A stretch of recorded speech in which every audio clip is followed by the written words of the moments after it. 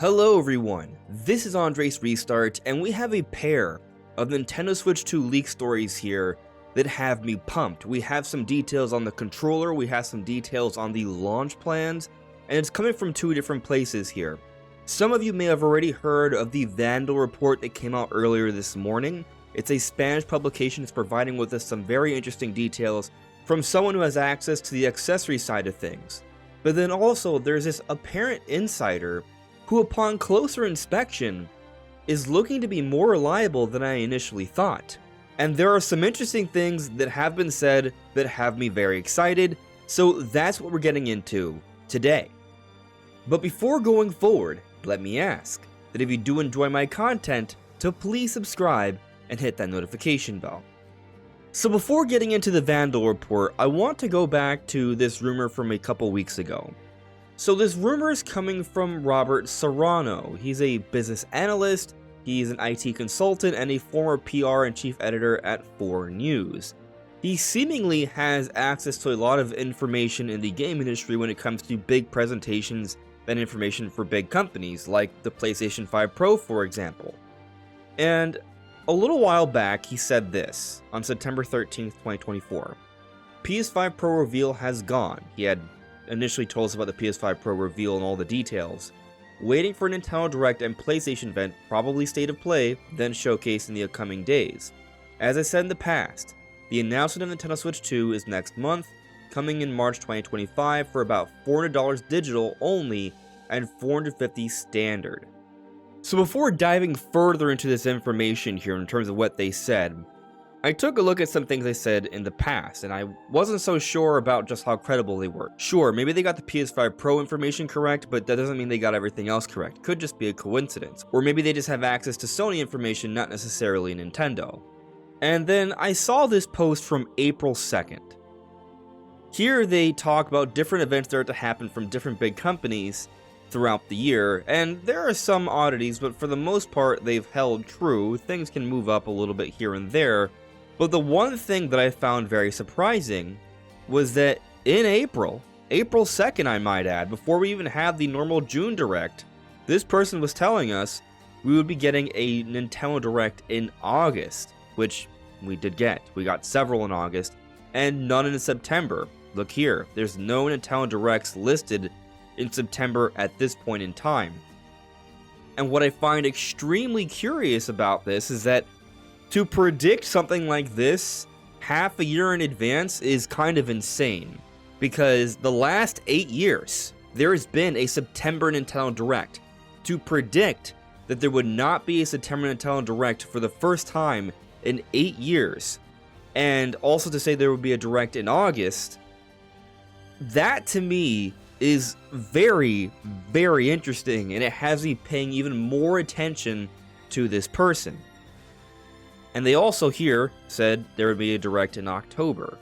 Now, the Direct they're referring to apparently is something having to do with Switch 2 in October.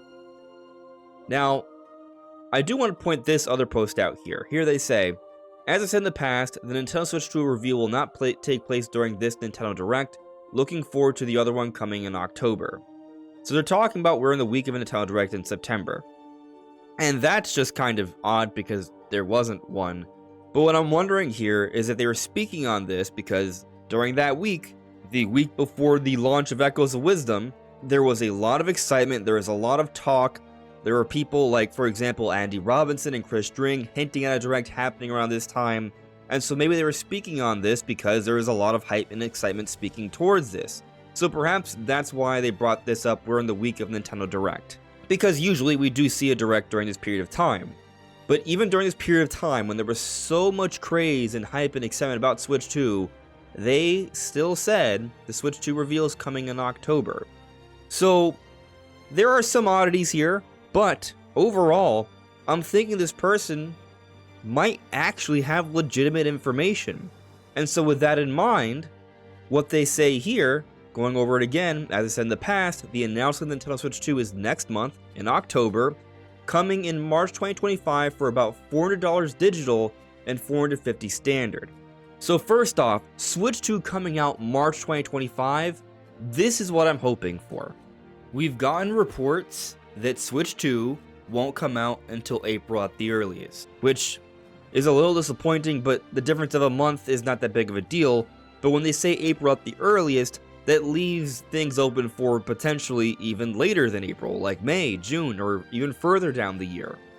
So here, this person is indicating that it will be coming in March, and we should be seeing a reveal in October, which matches up to how Nintendo handled Switch 1.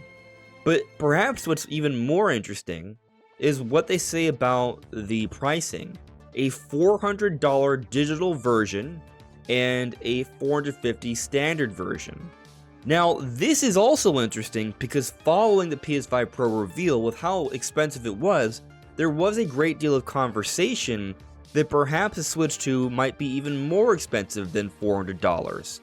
And the only way I could have seen something like this working is if Nintendo has two different SKUs.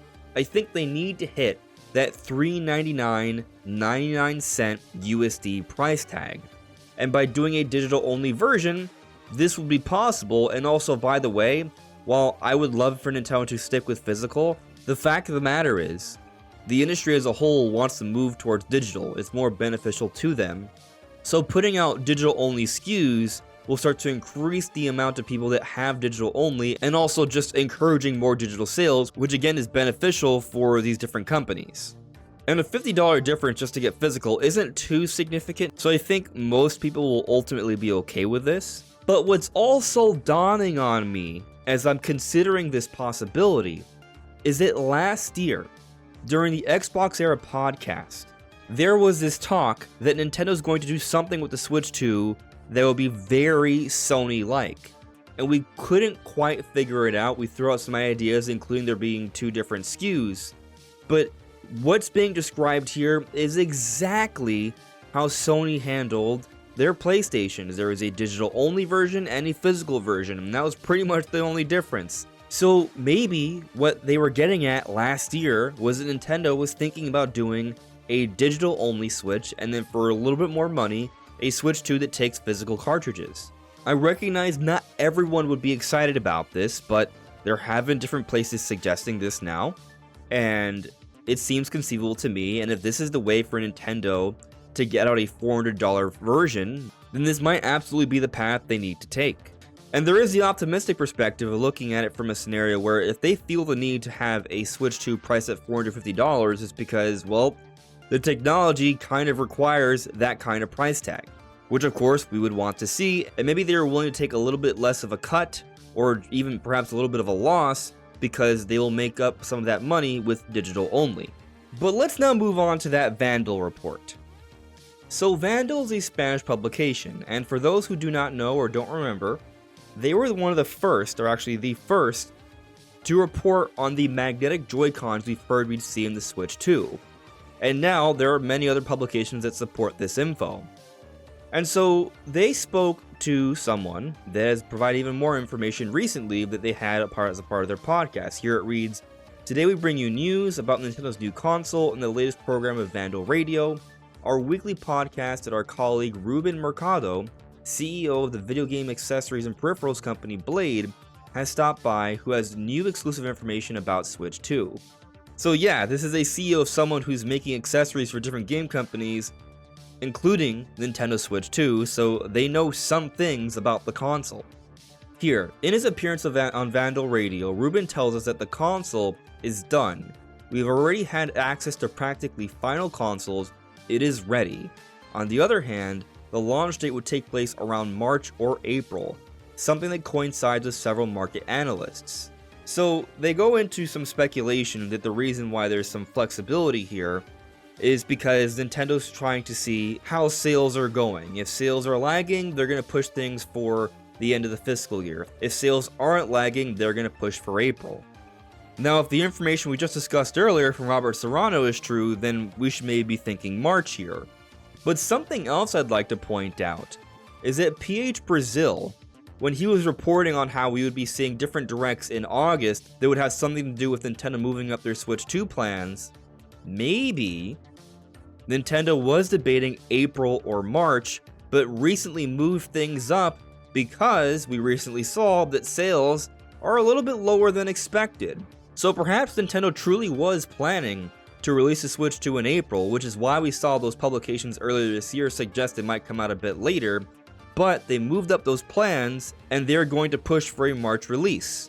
If this is actually what is going down, I would find it to be very fascinating, because typically when we talk about things that haven't been confirmed yet, of course you have to take it all with a grain of salt. There is always the option that something that can be delayed, changed, canceled, what have you.